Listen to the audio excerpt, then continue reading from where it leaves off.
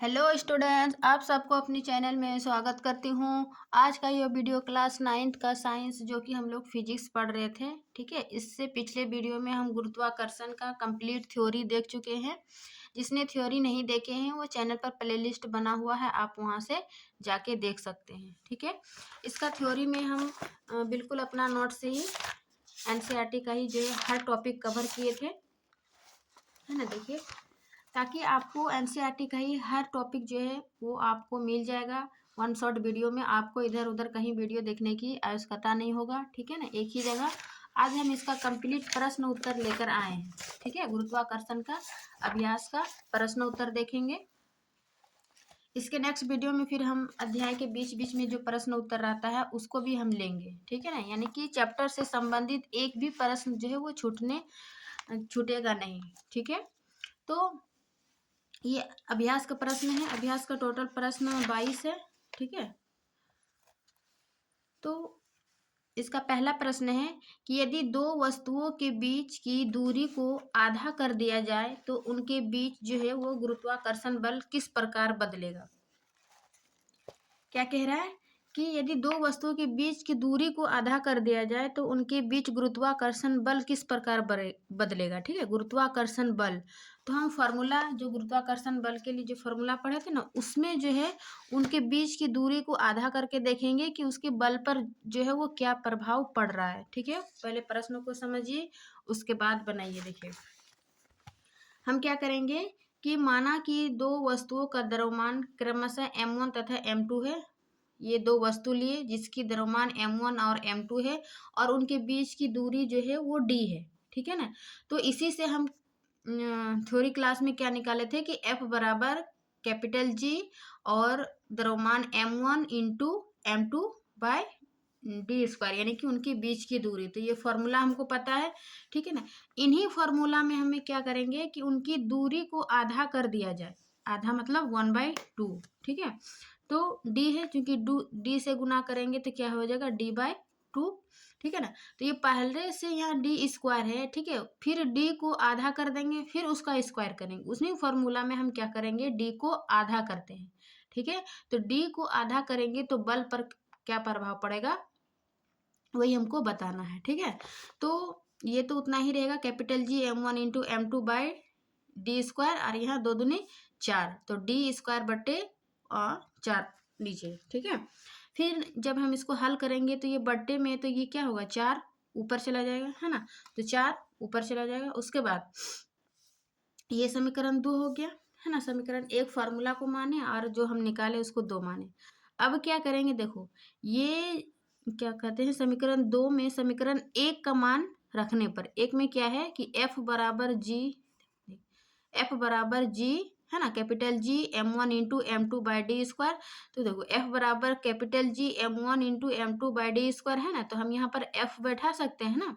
तो यहाँ पर तो ऑलरेडी 4 आ गया, 4 इंटू यहाँ पर F, तो 4 इंटू F यानी क्या हो गया, जब हम दूरी को आधा करते हैं तो इसका F जो है यानी कि गुरुत्वाकर्षण बल जो है 4 गुनी हो जाएगी, है ना, यानी कि 4 गुनी हो जाती है। तो इस प्रकार जो है मतलब जो प्रश्न में बोला जाएगा उसको हम फार्मूला में पुट करके देखेंगे कि उसके बल पर जो है वो क्या प्रभाव पड़ रहा है, ठीक है ना। तो आधा कर दिया जाए, इनकी उनकी दूरी को आधा किए तो उनके बीच गुरुत्वाकर्षण बल किस पर बदलेगा। तो ये गुरुत्वाकर्षण बल जो है वो 4 गुनी हो जाएगी, देखिए, ठीक है। उसके बाद दूसरा प्रश्न देखते हैं कि सभी वस्तुओं पर लगने वाला गुरुत्वीय बल, ठीक है। गुरुत्वीय बल के बारे में हम लोग पढ़े कि सभी वस्तुओं पर लगने वाला गुरुत्वीय बल उनके द्रव्यमान के समानुपाती होता है, ठीक है। लगने वाला गुरुत्वीय बल उनके द्रव्यमान के समानुपाती होता है। फिर एक भारी वस्तु, ठीक है, फिर एक भारी वस्तु हल्की वस्तु के मुकाबले तेजी से क्यों नहीं गिरती है। यानी कि आपको एक्सप्लेन देना है कि जो गुरुत्वीय बल है उनके द्रव्यमान के समानुपाती होता है, ठीक है। ये हम लोग थ्योरी क्लास में पढ़े। तो फिर भारी वस्तु और हल्की वस्तु क्यों, मतलब भारी वस्तु की तुलना में हल्की वस्तु ऊपर से जब नीचे फेंकते हैं तो तेजी से, जब मतलब पहले क्यों नहीं गिरती। वो भारी वस्तु और हाँ क्या है, हल्की वस्तु दोनों एक साथ ही गिरती है, क्यों। तो आपको इसको बताना है कि पृथ्वी जो है वो सभी वस्तुओं को अपनी ओर आकर्षित करती है, ठीक है ना। तो पृथ्वी के इस आकर्षण बल को ही क्या कहेंगे, गुरुत्वीय बल कहेंगे, ठीक है। और गुरुत्वीय बल F बराबर क्या होता है, mg, यानी कि द्रव्यमान गुनी गुरुत्वीय त्वरण, ठीक है। ये F बल का फॉर्मूला है। लेकिन गुरुत्वीय त्वरण में हम क्या पढ़े थे, गुरुत्वीय त्वरण बराबर कैपिटल G, है ना, m/r²। तो सूत्र यानी कि G बराबर इतना से स्पष्ट है कि G का मान यानी कि गुरु स्मॉल g है, तो गुरुत्वीय त्वरण का मान किसी वस्तु के द्रव्यमान पर निर्भर नहीं करता है। ये पॉइंट मेन है कि गुरुत्वीय त्वरण का मान जो है वो किसी वस्तु के द्रव्यमान पर निर्भर नहीं करता है, ठीक है। उसके चाहे वो उसकी द्रव्यमान कितनी भी हो, भारी हो, हल्की हो, ये उसके द्रव्यमान पर निर्भर नहीं करता है। इसलिए जो है प्रत्येक वस्तु एक समान त्वरण गति से एक समान त्वरण से गति करती हुई नीचे गिरेगी, चाहे वस्तु भारी हो अथवा हल्की हो। तो ये इस फॉर्मूला से जो हम क्या निकाले कि वस्तु का जो द्रव्यमान है उस पर निर्भर नहीं करती है, और प्रत्येक वस्तु के जो त्वरण है वो एक समान गति से नीचे गिरती है, चाहे वो वस्तु भारी हो अथवा हल्की हो, ठीक है ना। तो इसी फॉर्मूला से हम इसको एक्सप्लेन किए, जो कि प्रश्न नंबर 2 में बोल रहे थे कि भारी वस्तु हल्की वस्तु के मुकाबले तेजी से क्यों नहीं गिरती, ठीक है। तो चूंकि वस्तु के द्रव्यमान पर ये निर्भर नहीं करती है, इसीलिए चाहे वो वस्तु भारी हो अथवा हल्की हो, वो एक समान गति मतलब एक समान गति से ही नीचे गिरेगी, ठीक है। तो ये 2 नंबर हो गए। अब तीसरा प्रश्न है, पृथ्वी तथा उसकी सतह पर रखी, ठीक है ना, क्या है, पृथ्वी तथा उसकी सतह पर रखी 1 kg की वस्तु, यानी कि द्रव्यमान मेरा दिया हुआ है पृथ्वी पर 1 kg की वस्तु के बीच गुरुत्वीय बल का परिमाण क्या होगा, है ना। पहले प्रश्न को समझिए अच्छा। गुरुत्वीय बल, ठीक है, गुरुत्वीय त्वरण नहीं पूछ रहा है कि इसके स्मॉल जी लगाए, है ना। गुरुत्वीय बल बोल रहा है, बल तो हम कैपिटल जी का प्रयोग करेंगे। और दिया हुआ है कि पृथ्वी की द्रव्यमान इतना है तथा पृथ्वी की त्रिज्या इतना है, ठीक है ना। पृथ्वी का द्रव्यमान और पृथ्वी की त्रिज्या, यानी कि एक m1 यहाँ पर दी हुई है 1 kg, है ना, वस्तु की द्रव्यमान, और दूसरी वस्तु की द्रव्यमान यानी कि पृथ्वी के द्रव्यमान इतना दिया हुआ है, और उनके पृथ्वी की त्रिज्या यानी कि r बराबर इतना दिया हुआ है, ठीक है ना। पहले हम प्रश्न को समझेंगे कि क्या दिया हुआ है और क्या निकालना है। तो हम क्या निकालेंगे, f निकालेंगे, ठीक है ना। तो f निकालने के लिए चूंकि दोनों मेरे द्रव्यमान दिया हुआ है m1 m2, तो ये f बराबर capital G m1 into m2/r², इसी फॉर्मूला में हम पुट करेंगे, ठीक है ना। तो क्या दिया हुआ, m1 बराबर 1 kg और m2 बराबर यानी कि पृथ्वी के द्रव्यमान जो दिया हुआ था तो 6 इंटू 10⁻24 kg, ठीक है। और पृथ्वी की त्रिज्या 6.4 इंटू 10⁻6 मीटर, ठीक है। तो अब हम इसमें फुट करेंगे कैपिटल जी, क्योंकि कैपिटल जी का मान क्या होता है, ये 6.67 और 10⁻11, ये हम लोग थ्योरी क्लास में पढ़ चुके हैं, ठीक है। उसके बाद ये m1 1 इंटू और ये m2, है ना, जो पृथ्वी का द्रव्यमान, तो इसको गुना कर लेते हैं, फिर ये r² कर लेते हैं मान। अब देखिए समान जाति को एक साथ ले लेंगे, यानी 6.467 इसको, और गुना 1 गुना 6, इसको पहले एक साथ गुना कर लेते हैं। उसके बाद 10 पे पर जो स्क्वायर है -11, है ना, तो और फिर इधर क्या है 24, 10⁻24, तो यहाँ पर प्लस -11 और प्लस 24 ले लेते हैं, है ना, 10 गुनी 10 पे, फिर बट्टे इसको स्क्वायर है तो इसको 2 बार गुना करेंगे, और यहाँ पर क्या हो जाएगा 10⁻6, है ना, स्क्वायर 2, तो 6 दूनी 12 हो जाएगा, यानी कि 10⁻12, ठीक है। अब देखिए इन दोनों को गुना करते हैं तो इतना आता है 40.0, है ना, 40.02 बट्टे, फिर इन दोनों को गुना करते हैं तो 40.96, फिर इंटू 10 यहाँ पर प्लस माइनस है तो 24 में 11 कितना बचा, 3 प्लस 3, और इधर चूंकि नीचे है ना 10⁻12, तो ऊपर जाएगा तो क्या हो जाएगा, माइनस हो जाएगा। यदि नीचे प्लस है तो ऊपर जाएगा तो माइनस, यदि माइनस है तो ऊपर जाएगा तो प्लस। तो चूंकि यहाँ पे प्लस दिया हुआ है तो ऊपर जाएगा तो माइनस, तो कितना है, प्लस माइनस 10 पे पावर ये 13, ठीक है ना, सॉरी यहाँ पे 13 होगा ना, 11 पे 24 गया तो यहाँ पे 13 3 लिख दिए, ठीक है। तो अब इन दोनों को जब हम कटाते हैं तो ये 0.977 इंटू, चूँकि ये प्लस माइनस 13 में 12 गए 1, तो चूँकि 1 कभी लिखते हैं और 10 भी लिख देंगे चल जाएगा कि जीरो संख्या 1 है, ठीक है। फिर इसको 0 से गुना करते हैं तो ये पॉइंट क्या हो जाएगा, आगे की ओर आ जाएगा, है ना। 10 से गुना करने पर तो ये क्या हो जाएगा 9.77 न्यूटन। फिर जब 7 आता है तो हम इसको 9.8 न्यूटन लिख सकते हैं, है ना, इस प्रकार। तो ये मेरा क्या निकला कि एक पृथ्वी के, है ना, उस पृथ्वी की सतह पर एक वस्तु का द्रव्यमान 1 kg दिया हुआ था और पृथ्वी का द्रव्यमान इतना, है ना, और उसकी त्रिज्या इतना दी हुई थी, तो गुरुत्वीय बल का परिमाण हुआ। तो गुरुत्वीय बल मेरा क्या निकला 9.8, है ना, 9.8 बल।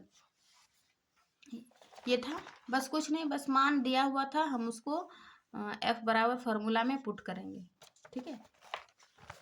अब चौथा प्रश्न क्या है कि पृथ्वी तथा चंद्रमा एक दूसरे को गुरुत्वीय बल से आकर्षित करते हैं, ठीक है, ठीक है, यहाँ तक कि एक दूसरे को गुरुत्वीय बल से आकर्षित करते हैं। क्या पृथ्वी जिस बल से चंद्रमा को आकर्षित करती है वह बल उस बल से जिससे चंद्रमा पृथ्वी को आकर्षित करता है बड़ा है या छोटा है या बराबर है, बताइए क्यों। कहने का अर्थ है कि जब पृथ्वी और चंद्रमा एक दूसरे को आकर्षित करती है तो कौन सा बल, मतलब पृथ्वी अधिक लगाएगा या चंद्रमा अधिक बल लगता है ना। चंद्रमा पृथ्वी को आकर्षित करते हैं, बड़ा है या छोटा है या बराबर है, बताइए क्यों। ठीक है, तो हम इसका एक्सप्लेनेशन से जानेंगे। देखिए, पृथ्वी जिस गुरुत्वीय बल से चंद्रमा को अपनी ओर आकर्षित करता है उन्हीं को क्या कहेंगे, गुरुत्वीय बल कहेंगे। ठीक है, तो चंद्रमा भी उतने ही गुरुत्वीय बल से पृथ्वी को अपनी ओर आकर्षित करता है, यानी कि ये पृथ्वी है, ठीक है, पृथ्वी के चारों ओर क्या है, चंद्रमा है, पृथ्वी के चंद्रमा। तो ये पृथ्वी चंद्रमा को जितनी मतलब गुरुत्वीय बल से आकर्षित करती है तो चंद्रमा भी उतने ही बल से पृथ्वी को आकर्षित करती है, तभी ना ये एक निश्चित कक्षा में जो है गति कर रही है ना। दोनों एक दूसरे पर जो है वो बराबर गति कर गुरुत्वीय बल लगा रही है ना। गुरुत्वीय बल से पृथ्वी को अपनी ओर आकर्षित करता है क्योंकि गति के तीसरे नियम से क्रिया के बराबर ही विपरीत दिशा में प्रतिक्रिया होती है, अर्थात दोनों बल जो है वो बराबर होते हैं, यानी कि दोनों पर जो है गति के तीसरे नियम में हम पढ़े कि प्रत्येक क्रिया के विपरीत प्रतिक्रिया होती है, बराबर, ठीक है ना।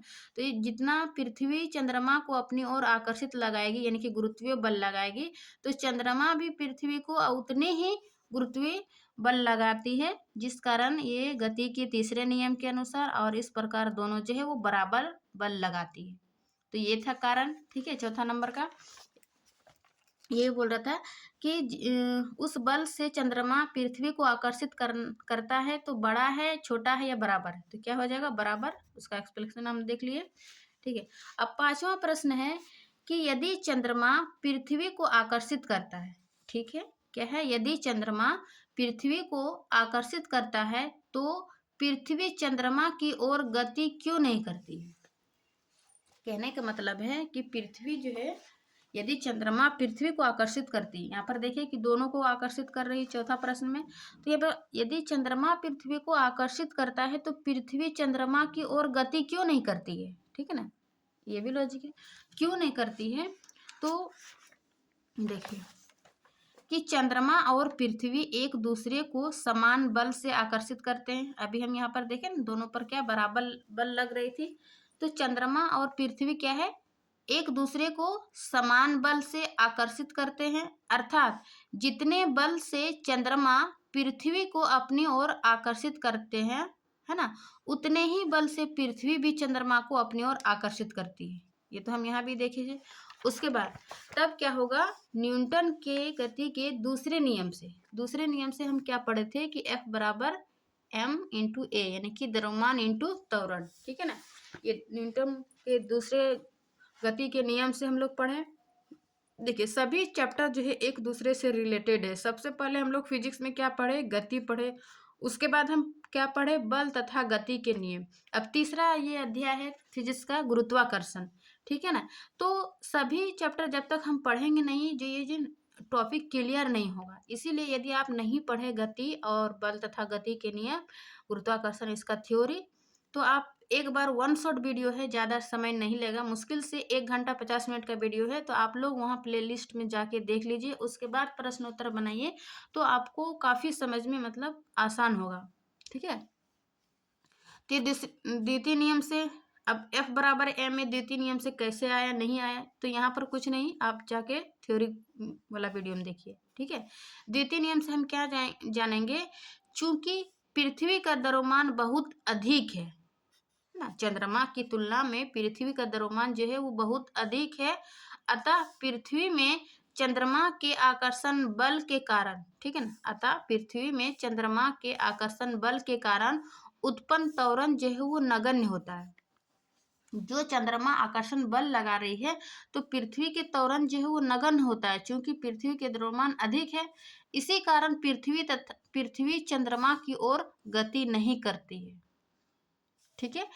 बल तो बराबर लगा रही है, ठीक है, लेकिन उसकी द्रव्यमान अधिक होने के कारण जो है वो उसके त्वरण नगण्य हो जाता है। इसी कारण वो अपनी ओर आकर्षित, अपनी मतलब चंद्रमा की ओर गति नहीं कर पाती है। ठीक है ना। तो ये इतना एक्सप्लेनेशन देना है आपको 5 नंबर में। अब छठा प्रश्न है कि दो वस्तुओं के बीच लगने वाले गुरुत्वाकर्षण बल का क्या होगा। गुरुत्वाकर्षण बल यानी कि F बराबर वही है ना, दो वस्तुओं के बीच लगने वाले गुरुत्वाकर्षण बल का क्या होगा, यदि 3 प्रश्न दिया हुआ इसमें, क्या यदि पहला है कि एक वस्तु का द्रव्यमान 2 गुना कर दिया जाए, वही वाला पहला है ना। पहला प्रश्न हम क्या देखें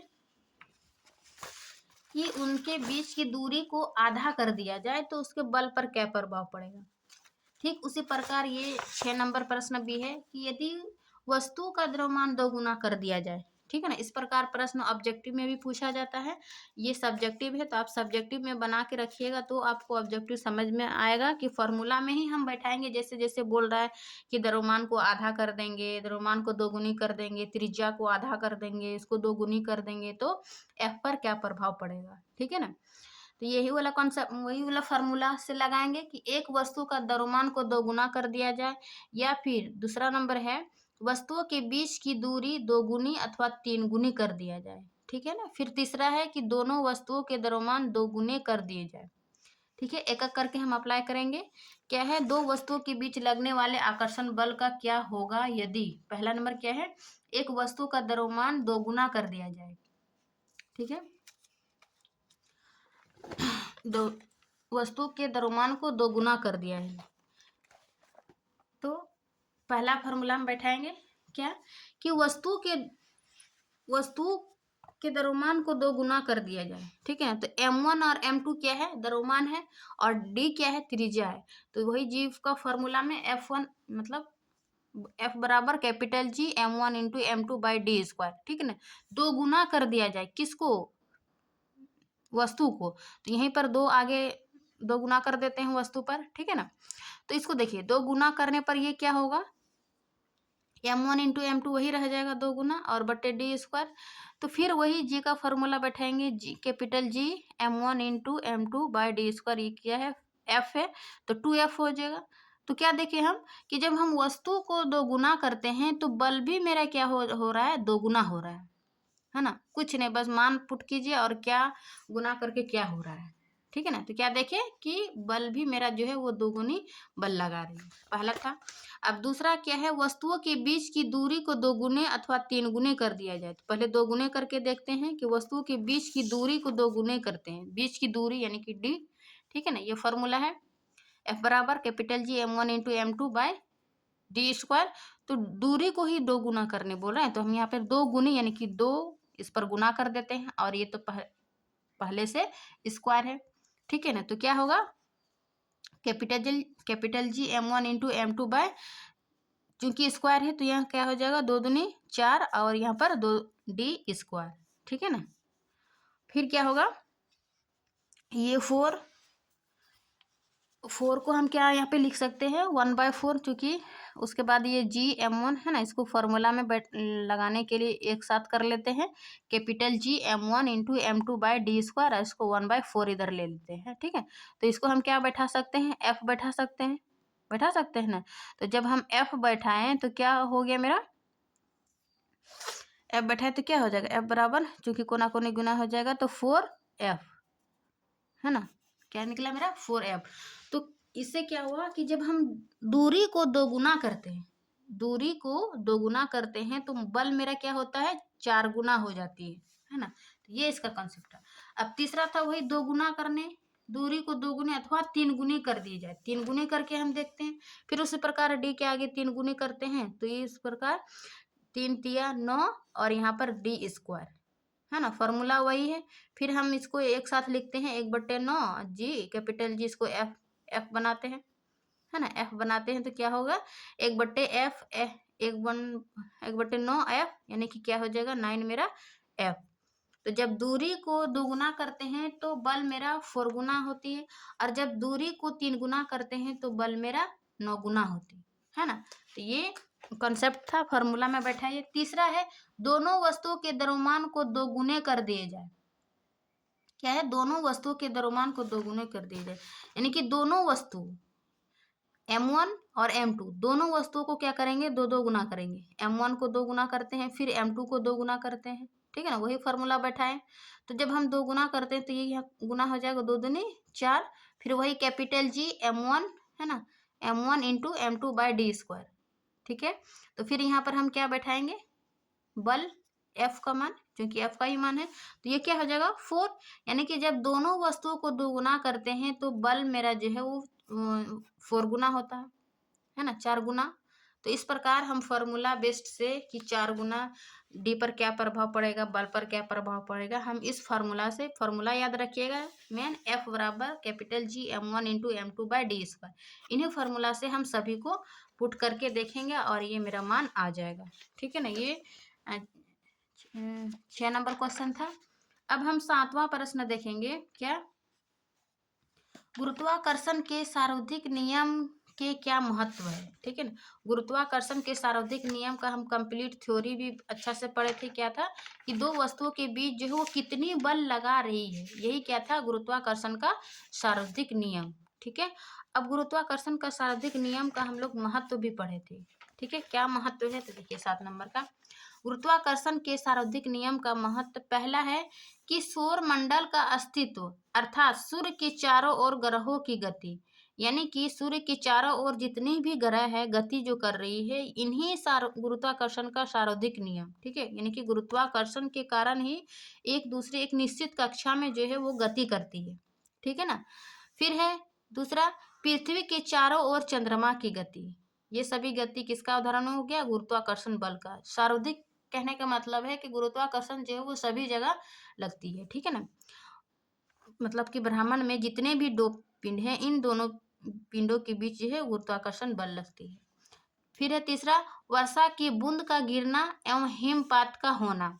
ठीक है, वर्षा की बूंद का गिरना एवं हिमपात का होना। फिर है चौथा, समुद्र में उत्पन्न होने वाला ज्वार भाटा। समुद्र में उत्पन्न होने वाला ज्वार भाटा के कारण चंद्रमा तथा सूर्य का गुरुत्वाकर्षण बल ही है। ठीक है ना, तो ये गुरुत्वाकर्षण का महत्व था सार्वधिक नियम का। ठीक है, अब हम 8वां प्रश्न देखेंगे कि मुक्त पतन का त्वरण क्या है। देखिए, एक तो मुक्त पतन पढ़े, अब मुक्त पतन का त्वरण।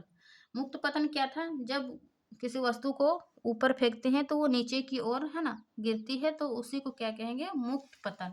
अब मुक्त पतन त्वरण क्या है, तो पृथ्वी के गुरुत्वीय बल के कारण, ठीक है ना, गुरुत्वीय बल के कारण कोई वस्तु गिरती है तो वही क्या, मुक्त पतन हो गया।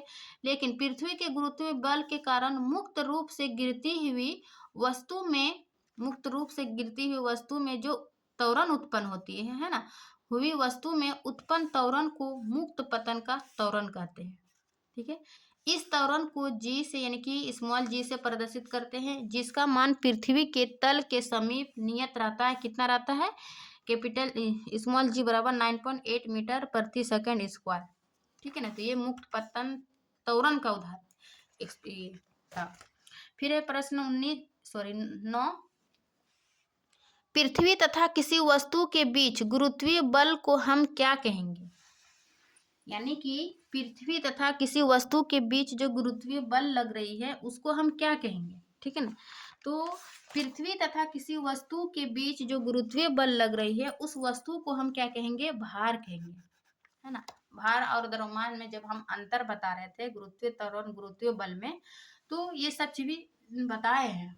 ठीक है। तो पृथ्वी तथा किसी वस्तु के बीच गुरुत्वीय बल को हम क्या कहते हैं? उस वस्तु का भार कहेंगे। फिर ये 10वां प्रश्न, क्या एक एक व्यक्ति ए अपने एक मित्र के निर्देश पर, ठीक है, ध्रुवों पर कुछ ग्राम सोना खरीदता है। क्या कह रहा है कि एक व्यक्ति है जो ए है, ठीक है, अपने एक मित्र के निर्देश पर, ठीक है, ध्रुवों पर कुछ ग्राम सोना खरीदता है। ठीक है। वह इसे सोने को विश्वत विदित पर अपने मित्र को देता है। क्या उसका मित्र खरीदते हुए सोने के भार से संतुष्ट होगा? कहने का मतलब है कि एक वस्तु है जो ध्रुव पर, है ना, एक सोना खरीदा कुछ ग्राम, फिर वो विश्वत पर लाता है, तो क्या वो जो ध्रुव पर जो वजन था वो विश्वत पर भी उतना ही वजन होगा? वो भार से अपने संतुष्ट है? यदि नहीं तो क्यों? है ना, भार से संतुष्ट यदि नहीं है तो क्यों? उसको उदाहरण देना है। संकेत, ध्रुवों पर जी का मान विश्वत वृत्त की अपेक्षा अधिक होती है।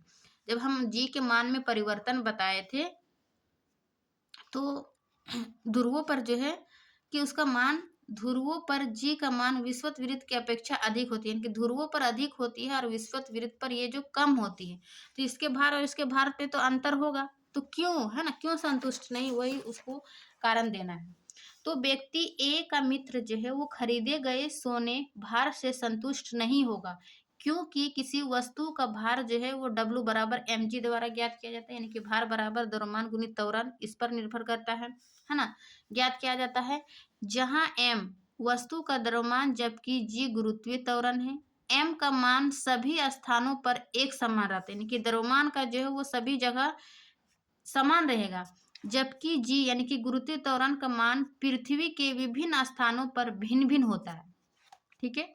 जी का मान ध्रुवों पर अधिक होता है तथा विश्वत वृत्त पर कम होता है। ये कंसेप्ट था। अर्थात हम कह सकते हैं कि जो सोना ध्रुवों पर खरीदा गया उसका भार विश्वत वृत्त पर कम हो जाएगा। ठीक है, क्योंकि ध्रुवों पर अधिक है तो वहां पर भार अधिक होगा, विश्वत वृत्त पर कम हो उसका तो भार कम हो जाएगा।